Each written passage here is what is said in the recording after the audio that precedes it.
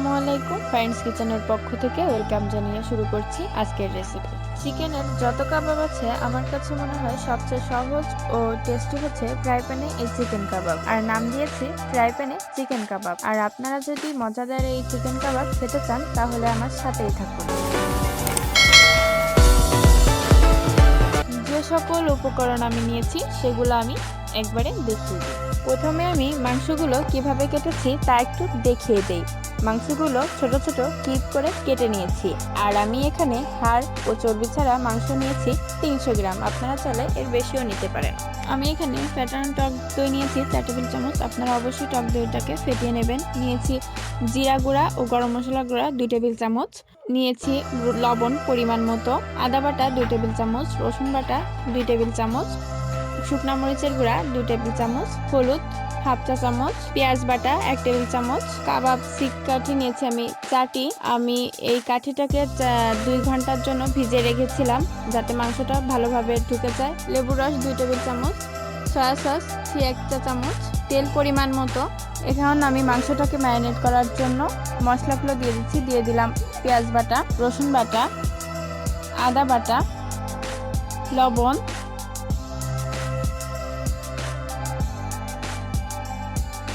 জিরা গুঁড়া ও গরম মশলা গুঁড়া, মরিচের গুঁড়া ও হলুদের গুঁড়া,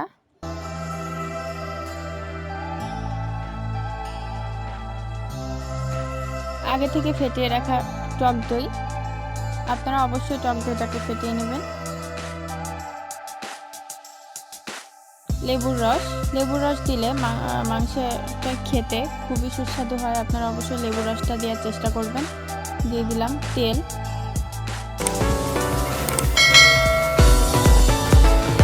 দিয়ে দিলাম 1 চা চামচ সয়া সস।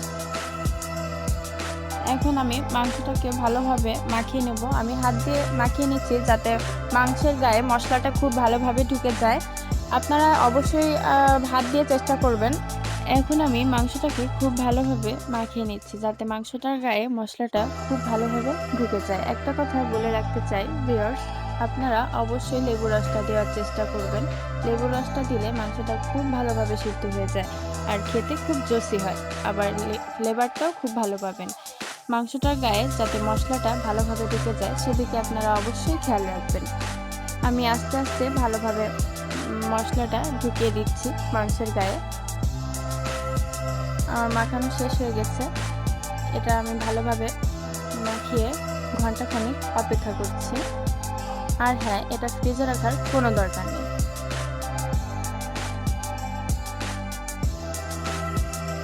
আপনারা কি 1 ঘন্টা অপেক্ষা করব? ম্যারিনেশন শেষ। কালারটা কি সুন্দর আসছে দেখুন ভিউয়ার্স। আমি কাবাব কাঠি নিজেই বাসায় বানিয়ে নিয়েছি। আপনারা চাইলে বাসায় বানাতে পারেন অথবা সুপার শপ থেকে কিনে নিতে পারেন। মাংসটি কাঠিতে ঢোকানোর আগে আমি আর একবার মাখিয়ে নিচ্ছি। এখন আমি একে একে মাংসগুলো কাঠিতে ঢুকিয়ে নিচ্ছি। খেয়াল রাখবেন ভিউয়ার্স, কাঠিতে মাংসগুলো ঢোকানোর সময় যাতে মাঝ বরাবর থাকে। আমি মাংসটিকে ভালোভাবে কাঠিতে ঢুকিয়ে নিচ্ছি।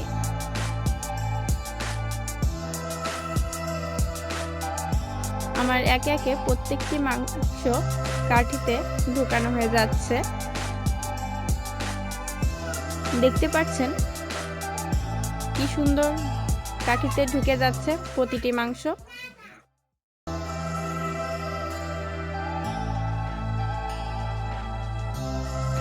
আমার মাংসগুলো ঢোকানো হয়ে গেছে।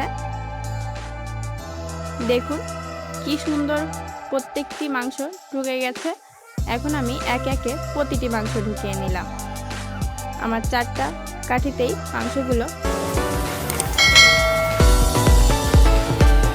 ফ্রাই প্যানে আমি তেল দিয়ে দিলাম পরিমাণ মতো। অবশ্যই সরিষার তেল ইউজ করবেন। তেলটা গরম হয়ে গেছে। এ পর্যায়ে আমি চুলার আঁচ একদমই লো রেখেছি। আমি একে একে কাবাব কাঠি দিয়ে দিচ্ছি।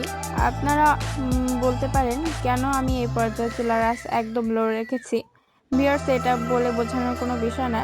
এই পর্যায়ে চুলার আঁচ লো রেখেছি কারণ যদি আমি চুলার আঁচ মিডিয়ামে রাখতাম কিংবা হাই হিটে রাখতাম তাহলে মাংসগুলো পুড়ে যেত ও ভিতর থেকে কাঁচা থাকতো এবং খেতে ততটা ভালো লাগতো না। এখন আমি তেলটাকে ভালোভাবে চারিদিক ঘুরিয়ে দিলাম। দেখুন ভিউয়ার্স, মাংসটি দেখতে কি সুন্দর লাগছে। মাংস ম্যারিনেট করার সময় যে মশলাটুকু বেঁচেছিল তা আমি দিয়ে দিচ্ছি মাংসের উপরে।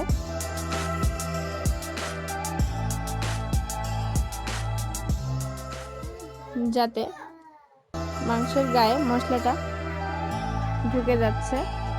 এখন মাংসটি আমি উল্টে দিচ্ছি, একে একে আমি মাংস উল্টে দিচ্ছি। এভাবেই আমি সবকটি মাংস উল্টে দিলাম। দেখুন বাইরের কাবাবের থেকে কোনো অংশে কম নয়,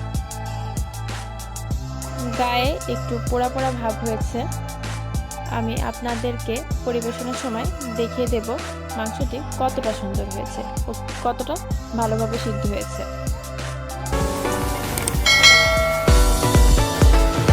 আমি প্রত্যেকটি মাংসকে উল্টিয়ে দিচ্ছি। একে একে আমি ফ্রাই প্যান থেকে মাংসগুলোকে তুলে দিচ্ছি।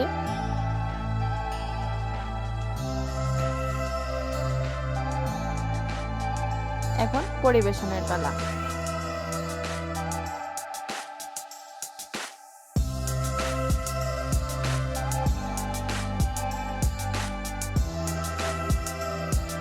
আমার ভিডিওটি যদি আপনাদের ভালো লেগে থাকে তাহলে লাইক, কমেন্ট ও শেয়ার দিয়ে এবং আরও একটি মজার এমন রেসিপি পেতে আমার চ্যানেলটি অবশ্যই সাবস্ক্রাইব করে দিন। আল্লাহ হাফেজ।